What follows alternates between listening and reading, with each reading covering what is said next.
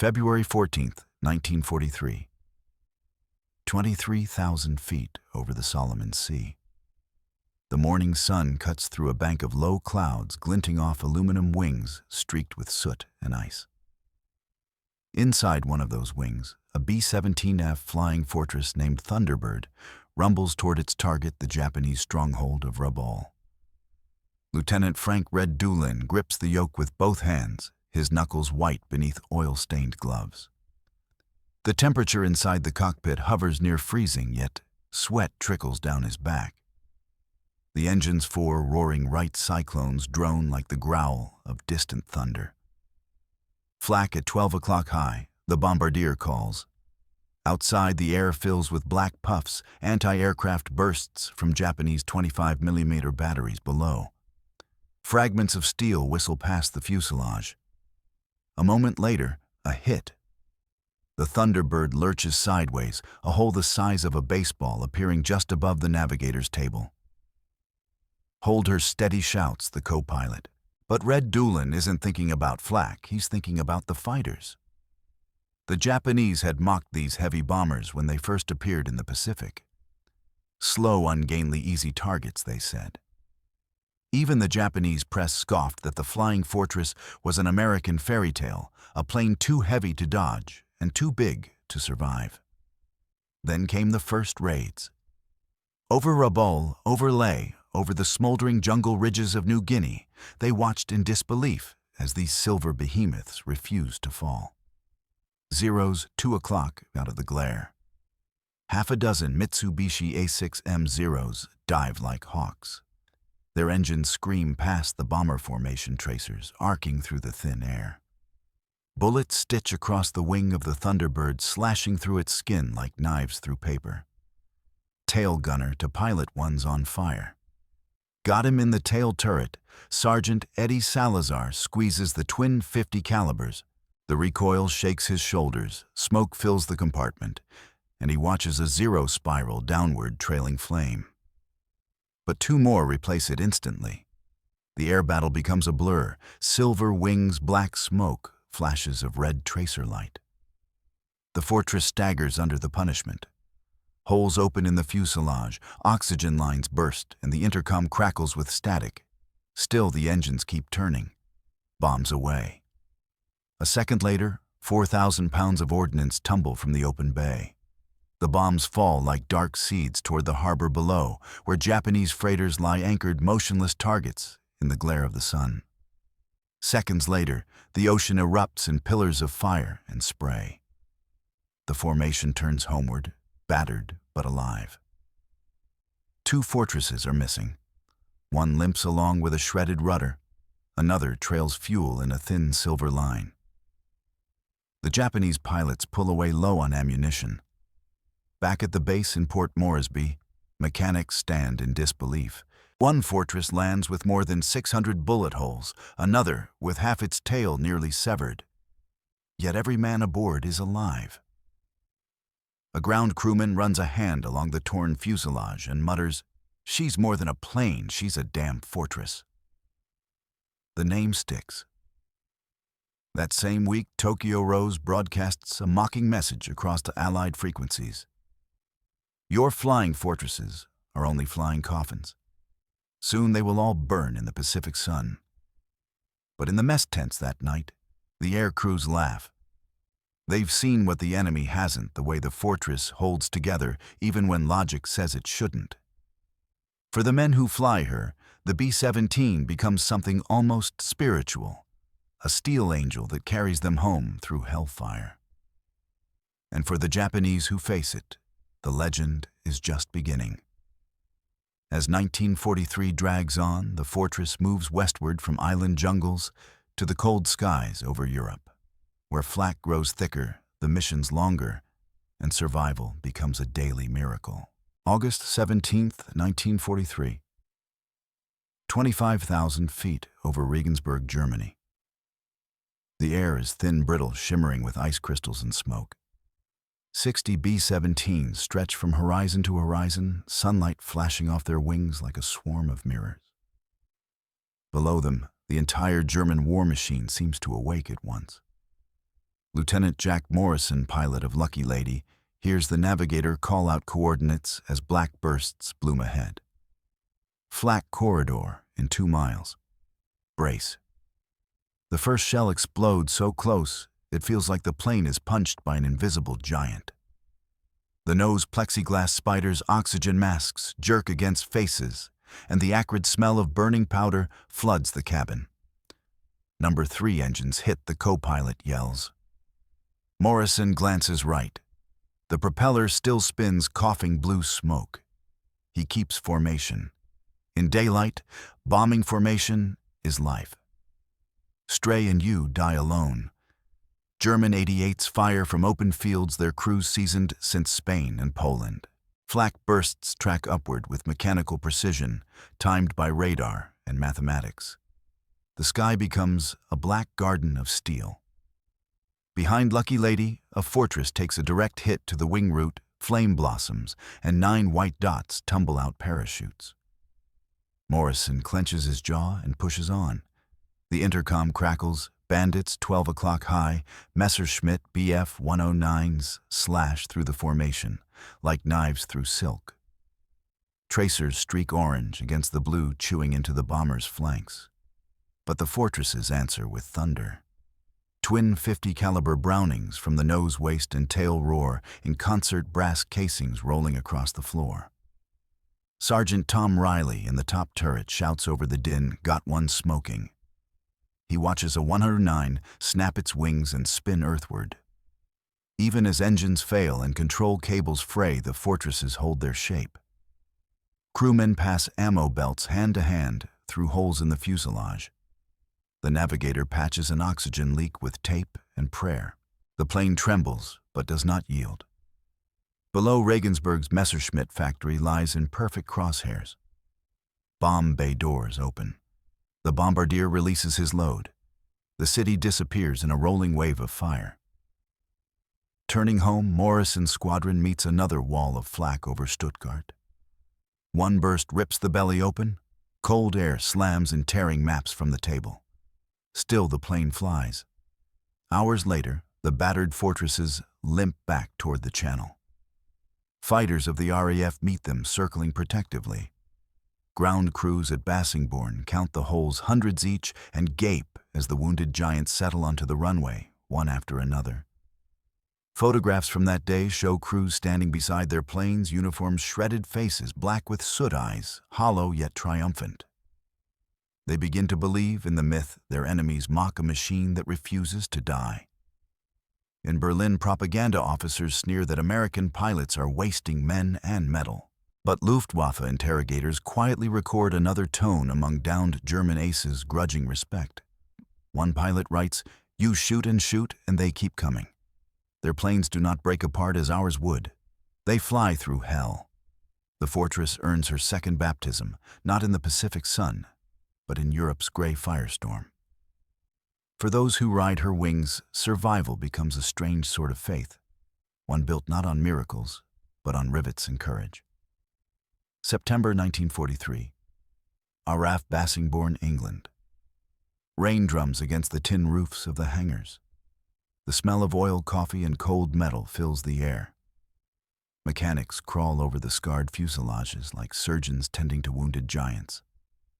Each B-17 that limps back from Germany becomes a study in endurance and a riddle. Sergeant Charlie McKenna, a maintenance chief, kneels beside a gaping hole in the Memphis Belle's fuselage. "You could drive a jeep through this," he mutters, tracing the jagged edge of torn aluminum. Yet the plane had made it home on 3 engines and a prayer. On the far side of the hangar, engineers begin collecting what will soon become a legendary dataset, pieces of fortresses that survived. They spread diagrams across workbenches, marking bullet holes with red ink. To their astonishment, the damage patterns reveal something profound. Most of the hits are concentrated in the wing's tail and outer fuselage places that look catastrophic, yet rarely fatal. The mathematician Abraham Wald, working for the Statistical Research Group in New York, analyzes these reports and realizes what no one in the field can see. The surviving aircraft show where bombers could be hit and live. The missing ones, those that never returned, were struck in the spots where there are no bullet holes on the survivors, the engines, the cockpit, the oxygen systems. Do not reinforce where they were hit, Wald advises the Air Force. Reinforce where they were not. It's a quiet revolution in logic. Instead of protecting the visible wounds, engineers strengthen the unseen vulnerabilities. Extra armor plating appears around the fuel tanks, the crew compartments, the control cables. The B-17's nickname, Flying Fortress, now fits not just as poetry, but as engineering precision. By late autumn, the Fortress evolves. New models roll off the lines in Seattle, the B-17G, bristling with 13 machine guns and a redesigned nose turret. Pilots who once doubted the heavy bomber now request it by name. But in the skies over Germany, survival is still a game measured in seconds. December 20th, 1943. Above Bremen, Captain Charlie Brown commands the Ye Olde Pub, his first mission as pilot in command. Within minutes of dropping bombs, his fortress is torn open by flak and fighter fire. One engine dead, another bleeding oil. The tail gunner slumped over the oxygen lines, frozen controls stiff as iron. Through the cockpit canopy, Brown sees a lone Messerschmitt 109 closing and its guns flashing. He braces for the end, but the German fighter holds its fire. The enemy pilot Franz Steigler drifts alongside, eyes wide at the ruin before him. He can see the wounded Americans inside, one man frantically applying bandages, another praying over a motionless friend. Stigler cannot bring himself to finish them. He signals, "Go home." For several long minutes, the two planes enemies sworn by duty fly side by side through the icy air, the B-17 barely alive. Then with a brief nod, Stigler banks away. The Ye Olde Pub limps across the North Sea, bleeding smoke, but unbroken.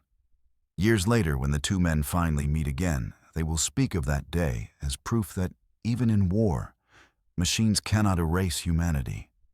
Back at the base, crews gather around the battered bomber. Holes big enough to see daylight through the fuselage, hundreds of them. One mechanic whispers, "How did it even stay together?" The answer lies in thousands of rivets, overlapping frames, and the sheer will of men who refuse to let go of their controls. The B-17 was not indestructible, but it was built for survival, for the stubborn insistence to return. And in those returning ghosts of aluminum, something larger takes shape, an idea that courage can be engineered and faith can be built with bolts. As winter deepens, emissions stretch deeper into Germany. Both allies and enemies begin to realize the same truth. The Flying Fortress is not just an aircraft. It is a statement of what the industrial age could build and what human resolve could endure. October 14th, 1943. 30 miles north of Frankfurt, the sky is bright cold and deceptively calm. Below, the German city of Schweinfurt sprawls across the main river, a vital heart of the Reich's war machine. Its ball-bearing factories keep tanks rolling, aircraft spinning, and engines humming. Today, it is the target. 291 B-17 Flying Fortresses cross the Rhine in tight formation. The mission is simple: on paper, cripple Germany's industry. In practice, it's a suicide run. The bombers have no long-range escort. Their P-47 fighters must turn back halfway, leaving the fortresses alone against hundreds of German interceptors. In the cockpit of Miss Donna May II, Captain Robert Bob Hull adjusts his oxygen mask. Frost crystals bloom on the inside of his canopy. He glances left, another fortress drifts so close he can read the name scrawled under its nose, Art Hell's Kitchen. Formation tight, he mutters into his mic. Let's keep her clean. At 11:22 a.m., the first wave of flak bursts among them. The air shakes like thunder trapped in a drum. Fragments tear through the aluminum hulls. The bombardier counts 100 seconds to target. Then come the fighters. Messerschmitt Bf 109s and Focke-Wulf 190s rise in black columns, streaking toward the sun. They attack head-on, the deadliest angle, firing 20mm cannons straight into the bomber noses. Break, break, the formation holds. That's the paradox of the fortress to live. They must not scatter. Cohesion means crossfire. Each gunner covers another's blind spot.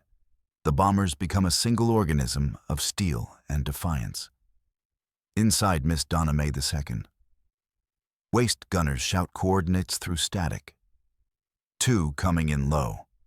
Port side twin Brownings, thunder casings raining to the floor. A German fighter bursts into flame and dives. Another circles wide, firing as it goes round, slam into the tail, shredding cables, punching through armor. Tail guns out, someone cries. Keep flying. Over Schweinfurt, the bombardier opens the bay doors. Below the city is a grid of smoke and industry. Crosshairs steady, bombs away. From miles up the fall seems eternal black specks turning to blinding flashes as they hit. The ground convulses. Fire spreads across the factory yards, machine shops, and rail lines. Then comes the long road home. By now the sky behind them burns, contrails spiraling like ghostly signatures of the dead. Over the next 2 hours, German fighters tear through the returning columns. One fortress loses both wings in a burst of flame. Another flying beside Hull takes a hit to the bomb bay and vanishes in a blinding flash. When Miss Donna May II finally reaches the English coast, the crew counts 183 holes in the fuselage, 1 dead gunner and 2 wounded. They land on fumes flaps, frozen gear half locked. Of the 291 bombers that left that morning, only 198 return. 60 are destroyed, many others crippled beyond repair. 650 airmen are dead, missing, or captured. At the debriefing, silence fills the room. One officer finally speaks, "Gentlemen, we hit the target. But if we do this again, there won't be anyone left to tell about it." The newspapers call it Black Thursday. Yet even amid the loss, one truth stands: the Flying Fortress has proven its name again. No other plane in history has taken so much punishment and stayed in the air. German commanders, once amused by the American insistence on daylight bombing, now reassess. Luftwaffe ace Adolf Galland tells his men, "These fortresses are made of steel and courage." Back in the States, the photographs of wrecked bombers lined up on English runways shock the public and harden resolve. Factories redouble production. By Christmas, new B-17 CGs roll out faster than the Luftwaffe can shoot them down. The sky over Europe is now a contest of endurance, of numbers, machines, and willpower. Every returning fortress is both victory and warning. From Schweinfurt's ashes, the daylight offensive is reborn, tempered, scarred, and deadlier than before. The men who fly next will face the same black sky, but they will do so knowing what the fortress can survive. January 11th, 1944. Over Oschersleben, Germany. The cold is a living thing. At 30,000 feet, frost blossoms on every surface, oxygen masks freeze to faces, and machine guns seize up like rusted doors. Yet the bombers climb anyway. The mission hit the Focke-Wulf assembly plants that feed the Luftwaffe's lifeline. Lieutenant John Lucky Andrews, of the 401st Bomb Group, stares into the void beyond his canopy. His Fortress Iron Maiden carries 10 men, his responsibility, his family. Below, the land glows white under a weak sun. Rivers, frozen towns, reduced to ash from missions past. "Formation steady," he orders. His voice sounds distant, hollow through the oxygen hiss. The radio crackles reports of heavy flak ahead. Then comes a warning from escort fighters, enemy climbing from Magdeburg, 20 plus. The Zeros of the Pacific are gone now, replaced by sleek Messerschmitt 110s and Focke-Wulfs, armed with rockets designed to break up formations. The first rocket hits a bomber, 2 planes over a blinding detonation that flips the aircraft end over end. For a second, the wreck spins level with Andrews's wing. He can see the crew inside silhouettes tumbling in firelight. Then it falls away. "Stay in formation," he shouts. Tracer fire crosses the sky like streaks of molten glass. The gunners answer in kind. Inside the waist compartment, Sergeant Pete Holland slams fresh belts into the .50 calibers. He has stopped feeling his fingers. They are stiff blue shapes gripping metal. Through the smoke, Holland glimpses a 109 banking toward them, close enough to see the pilot's scarf flutter. He squeezes the trigger. The fighter shudders, wings folding, and disappears below the clouds. Each minute feels like a lifetime. For 2 hours, the formation fights not only the enemy, but the weather-freezing engines, jamming guns, failing hydraulics. Yet they press on. At noon, the target appears through a break in the clouds, the Oschersleben plant ringed by smoke and flame from earlier raids. Bombs away, the call echoes down the line. The fortress trembles as her belly opens, and the payload falls into the storm below. Turning home, the sky seems quieter, a false mercy. Then, a final flak burst punches through the nose of Iron Maiden. The bombardier crumples, blood freezing in the cold air. The navigator pulls him clear as the pilot wrestles the yoke, fighting to keep the crippled plane level. "Can we make it?" the co-pilot asks. "We're damn sure gonna try." Hours later, the English coast emerges like a gray promise through the mist. The runway at Deenathorpe is slick with sleet. Iron Maiden lands on 2 engines' brakes, gone sliding off into the mud. The ground crew runs toward her, stunned. The plane looks like a sieve. Reporters arrive days later, photographing the damage, the missing panels, shredded control surfaces, and bullet holes you could fit a fist through. Yet there she stands. For the crews, it becomes superstition. They touch the fuselage before takeoff, pat the rivets for luck. The fortress has become more than metal. She's a totem of survival. The difference between vanishing into smoke and coming home to warm hands and coffee. But even as morale holds, the math is grim. Casualty rates soar past 30%. Airmen joke darkly that their odds of completing 25 missions are lower than winning the state lottery. Still, they go. Back home, newscasters speak of strategic precision. But up here, it's chaos and faith, a world of thunder where survival depends on mechanics, courage, and luck. As winter yields to spring, a change looms. The Americans are about to unleash a weapon that will alter the balance of the skies forever. A fighter that can go the distance, that can fly with the fortresses all the way to Berlin and back. Its name will become legend, and it will save thousands of lives. February 1944. The airfields of East Anglia hum with a new sound. It is sharper, faster, almost impatient, the high-pitched whine of a Merlin engine. The P-51 Mustang has arrived.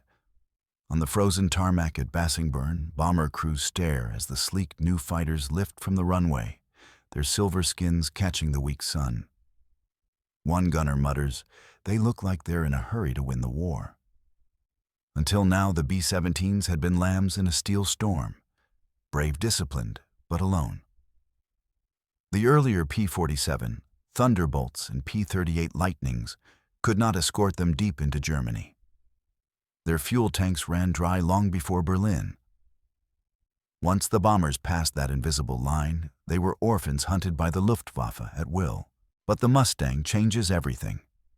With its Rolls-Royce Merlin engine drop tanks and incredible range, it can fly shoulder to shoulder with the flying fortresses all the way to the heart of the Reich and back.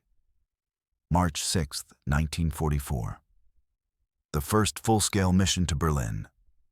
It is still dark when the aircrews assemble in the freezing briefing rooms. The target, the German capital itself, the fortress city, the Allies, have never dared strike in daylight. "Gentlemen," the briefing officer says, pointer tapping the map, "today you will make history. The fortresses will go in. The Mustangs will bring you home." Hours later, the engines of 1,000 planes rumble to life. The sound is elemental, like thunder rolling across continents. Captain Jim Howard, Mustang pilot of the 354th Fighter Group, tightens his gloves. He knows what this means. The bomber boys finally have company.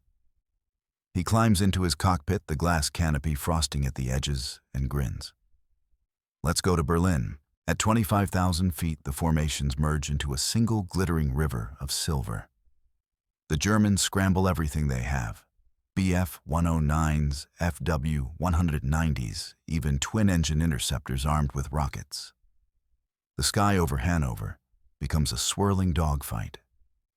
For the men inside the B-17s, it's like watching angels descend. Sleek fighters dive from the sun, carving through enemy lines before the Germans can reach the bombers. One Fortress gunner shouts over the intercom, "We've got cover, real cover," in his Mustang. Howard spots a Fortress under attack, 4 Focke-Wulfs hammering it from behind. He dives, guns blazing, and scatters them. Then 2 more come in. He keeps fighting alone for nearly half an hour.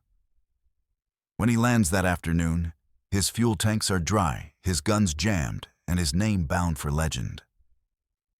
He will earn the Medal of Honor, the only fighter pilot in the European theater to receive it. As the missions mount, the balance in the skies tilts. The Luftwaffe bleeds pilots faster than it can replace them. Their aces, once kings of the air, now face an enemy that never flies alone. In Berlin, German civilians watch daylight bombs rain down on their city. Smoke rises from the heart of the Reich. The once invincible homeland now trembles beneath the roar of the fortresses. For the bomber crews, the presence of the Mustangs changes everything. They no longer fly with death at their shoulder, at least not alone. They begin to believe they can actually make it to 25 missions. By summer, the sky over Europe belongs to the Allies. Fortress formations stretch from the Channel to the Oder. Factories burn, supply lines crumble, and the Luftwaffe gasps for air. But victory carries a terrible weight. Every bomber that limps home bears stories etched into aluminum friends, lost engines, gone blood, frozen on the floors. The Flying Fortress, once mocked as a lumbering target, has become the very instrument of daylight supremacy.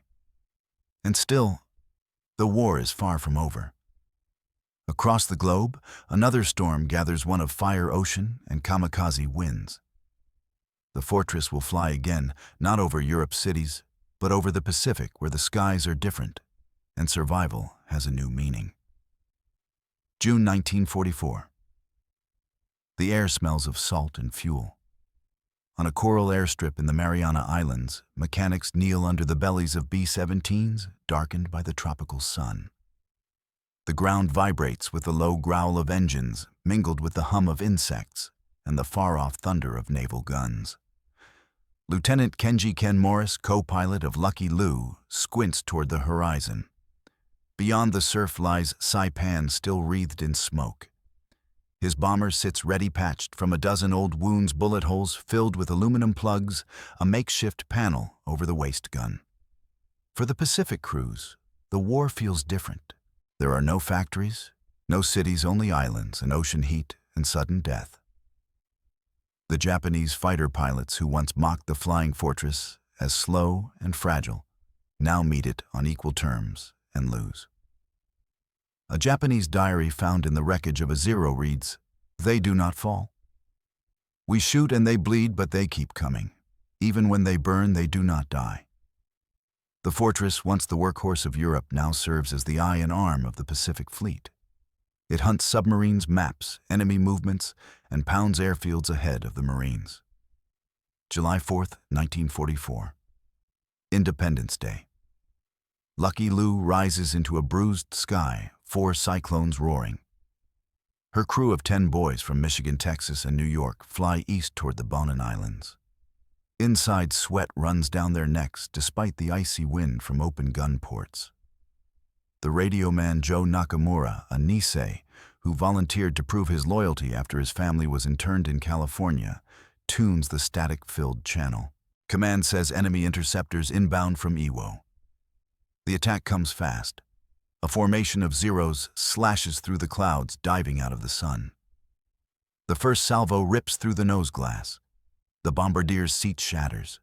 The top turret guns roar in reply, brass clattering like rain. Morris steadies the yoke.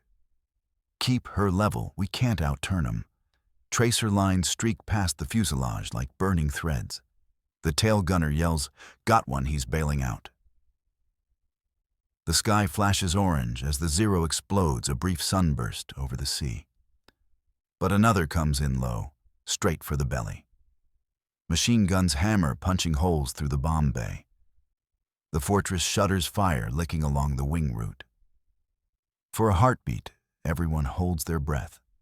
Then the fire dies out, self-extinguished in the slipstream. The crew exhales as one.